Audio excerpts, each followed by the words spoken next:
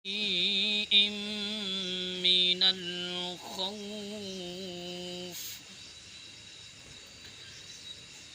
الخوف والجوع ونقص من الأموال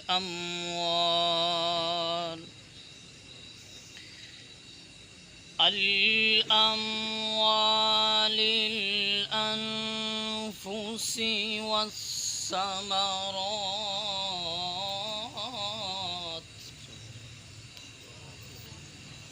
وبشر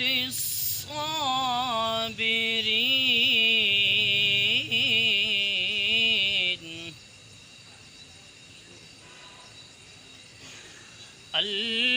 الذين إذا أصابتهم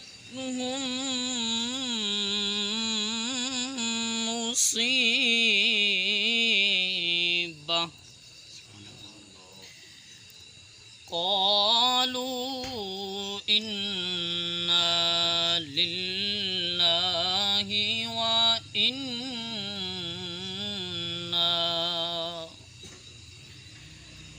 وإنا إليه راجعون.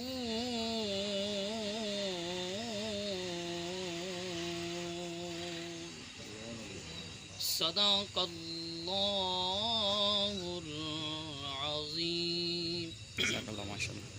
بسم اللہ الرحمن الرحیم.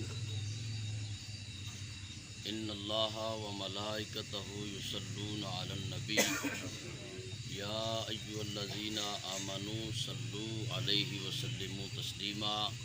محبت کے ساتھ اور حصول بخشش اور مغفرت کے لیے بآواز بلند آقا حضور کی بارگاہ کے اندر درود پاک کا نذرانہ پیش کیجیے. الصلاۃ والسلام علیک یا سیدی یا رسول اللہ وعلی آلک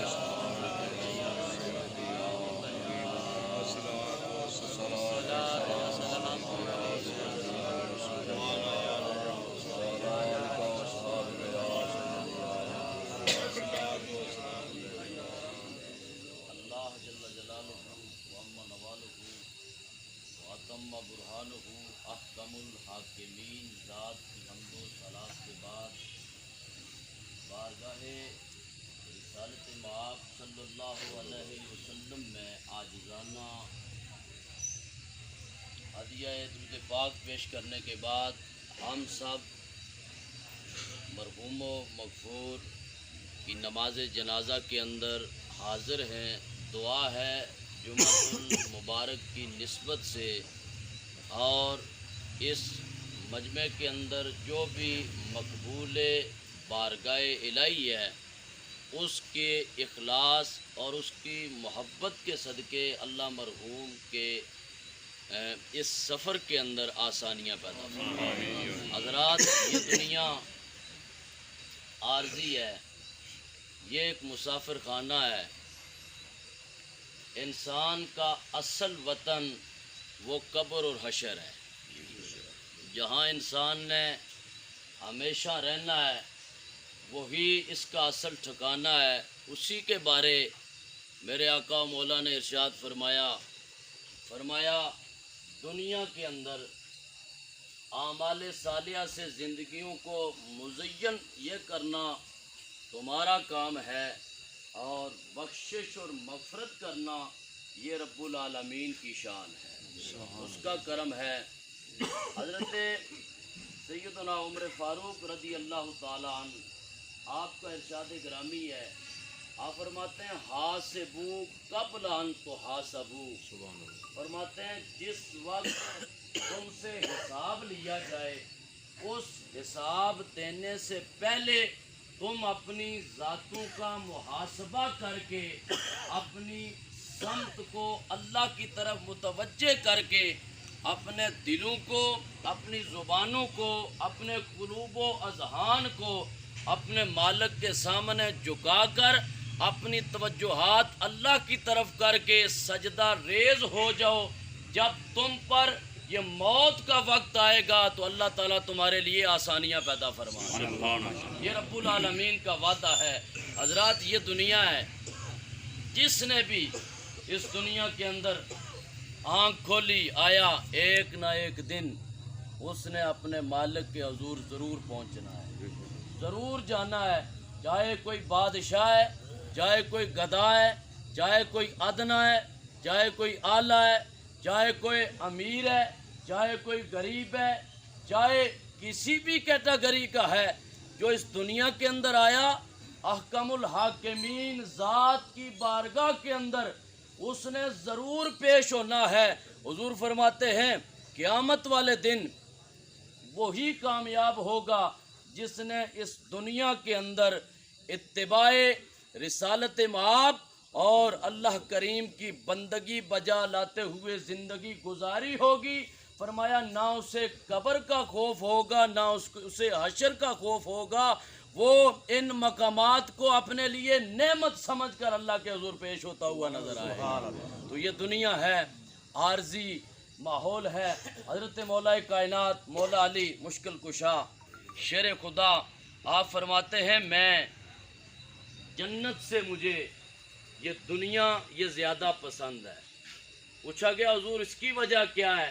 فرمایا جنت تو اعمال کا صلہ ملنے کی جگہ ہے، جہاں اعمال کا صلہ دیا جائے گا، اور یہ دنیا یہ دارالعمل ہے، اور جو مزہ جو لذت مشقت کے عالم کے اندر، سردی اور گرمی کے ماحول کے اندر، سخت اور مشقت برے لمحات کے اندر اللہ کی بارگاہ کے اندر جھکنے کے اندر ہے، یہ لذت تو ہمیں دنیا کے عمل سے ہی نصیب ہو سکتی ہے۔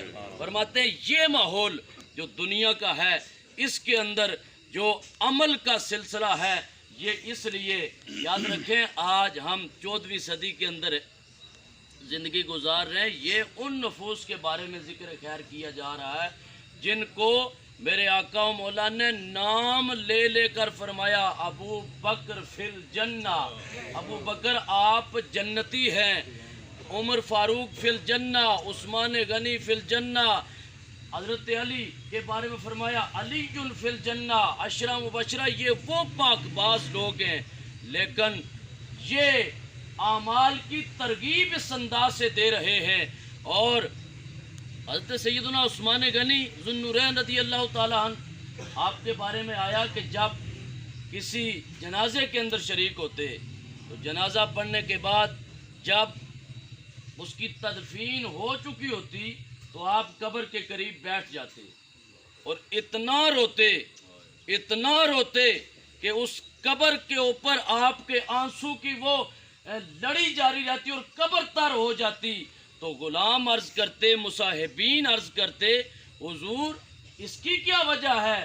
فرمایا میرے آقا و مولا نے فرمایا کہ قبر یہ پہلی سیڑھی ہے، جو یہاں سے پاس ہو گیا اسے جنت نصیب ہو جاتی، یہ پہلی سیڑھی ہے، جو یہاں سے گر گیا وہ جہنم کا مستحق ہو گیا۔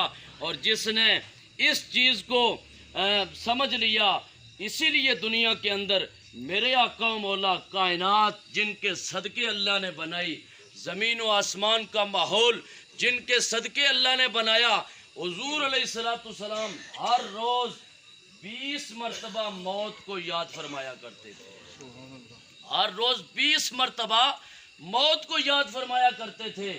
حالانکہ یہ جو موت اور حیات ہے یہ مخلوق ہے، اور یہ میرے آقا و مولا کی امت میں سے ہے، موت بھی امتی ہے اور حیات بھی امتی ہے، اس کے میرے آقا و مولا نبی ہیں، اس پر میرے آقا و مولا کا حکم ہے، لیکن پھر بھی حضور نے اس امت کو ترغیب دلانے کے لیے تاکہ یہ امت شیطان کے چنگل کے اندر آ کر رحمان کو بلا نہ جائے، لمحہ بلمحہ میرے آقا و مولا نے اس امت کو ترغیب دیتے ہوئے کہ یہ راستہ جنت والا ہے، یہ راستہ جہنم کے اندر لے کر جانے والا ہے، یہ وہ راستہ ہے جو میرا اور میرے صحابہ کا ہے، یہ وہ راستہ ہے جو صحابہ کے منکرین کا ہے، یہ وہ راستہ ہے جو اصحاب تقی و نقی کا ہے، اور یہ وہ راستہ ہے جو تقوی سے دور لوگوں کا ہے۔ ایمان والو، उस रास्ते पर चलो जिस रास्ते पर सिद्दीक और अली चलते हुए नजर आए हैं,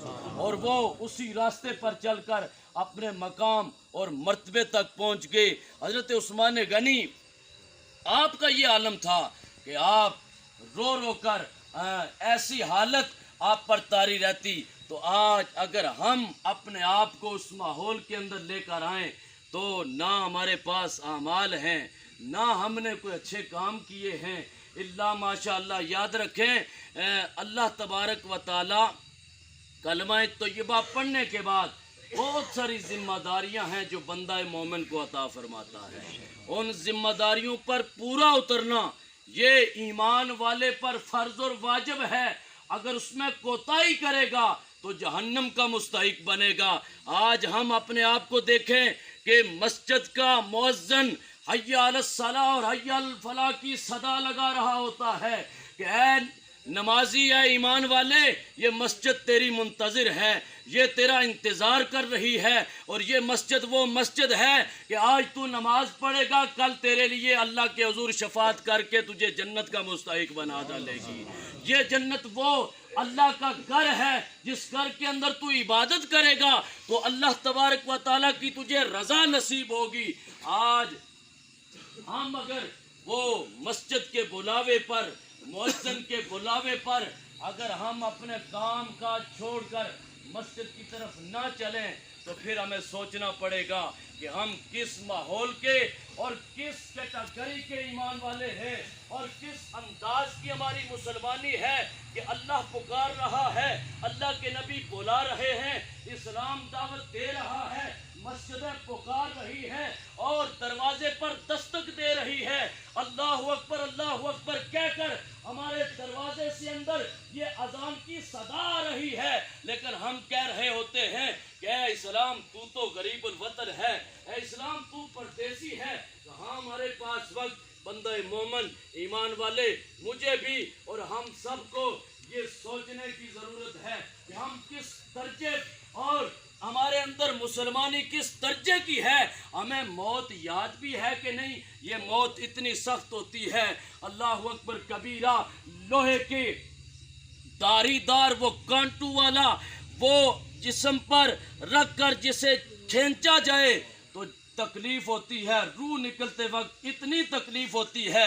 लेकिन हुजूर फरमाते हैं बंदा मोमिन जिसने सारी ज़िंदगी मेरी मोहब्बत के साए तले अल्लाह की बंदगी बजा लाते हुए अपनी जान जब अल्लाह के हुजूर पेश करेगा, जैसे मक्खन से बाल निकाला जाता है, मोमिन के जिस्म से फरिश्ता ऐसे नरमी के साथ रूह को निकाल लेता है। तो ये उसी वक्त है जब हम आमाल सालिया करेंगे। याद रखें, किसी बुजुर्ग से किसी ने कहा था हुजूर वसीयत करें कुछ, तो उसने कहा कि गुनाह और ये सिलसिला शैतान का चुंगल और नफसानी ख्वाहिशात और सुस्त रवि और गफलत और लापरवाही, ये ऐसा दौर आने वाला है। उस बुजुर्ग हजरत इब्राहिम बिन अदम, उन्होंने कहा कि शख्स मुझसे वसीयत तलब करने वाले, याद रख जब शैतान तुझ पर हावी हो जाए और तुझसे गुनाह करवाने लग जाए तो गुनाह उस वक्त करना जब अल्लाह का रिज्क तूने ना खाया होगा। अल्लाह का रिज्क छोड़कर तूने गुनाह करना है। अल्लाह का रिज्क खाकर, उसकी अता हुई नेमत खाकर ताकत मिलती है तो उस ताकत को अल्लाह के हुजूर खर्च करने के बजाय अल्लाह की नाफरमानी की तरफ लग जाएगा। उसने कहा कि ये कैसे हो सकता है कि मैं रिज्क छोड़ दूं और फिर जिंदा रहूं। कहा जब रिज्क खाकर तुझे जिंदगी मिलती है तो उस जिंदगी को बंदगी का नूर अल्लाह के हुजूर झुकने से मिल जाया करता है। फरमाया फिर भी अगर तुझे गुनाह पर शैतान बरगलाए और गुनाह की तरफ बुलाए तो खुदा की धरती को छोड़कर खुदा की धरती से निकलकर तूने गुनाह करना है। उसने कहा कहाँ, ये ज़मीन खुदा की, ये आसमान खुदा का, ये मशरक खुदा का, ये मगरब खुदा का, ये शमालो जनूब यहाँ ममलकत खुदा की। मैं कहाँ जाऊँ, जहाँ जाता हूँ वहाँ रब की ही हुकूमत और ममलकत है। फरमाया फिर अल्लाह की ज़मीन पर पैर रख कर तू अल्लाह की नाफरमानी करेगा, अभी भी तुझे हया नहीं आई। कहा फिर तीसरी बात क्या है, और तीसरी बात फरमाया जब अल्लाह की नाफरमानी की तरफ तुझे शैतान बुलाए तो गौर करना اس وقت تو اللہ کی نافرمانی کی طرف آنا جب اللہ تجھے نہ دیکھ رہا ہو، وہاں جا کر تو نے گناہ کرنا جہاں اللہ کی نظر قدرت سے تو مخفی ہو جائے۔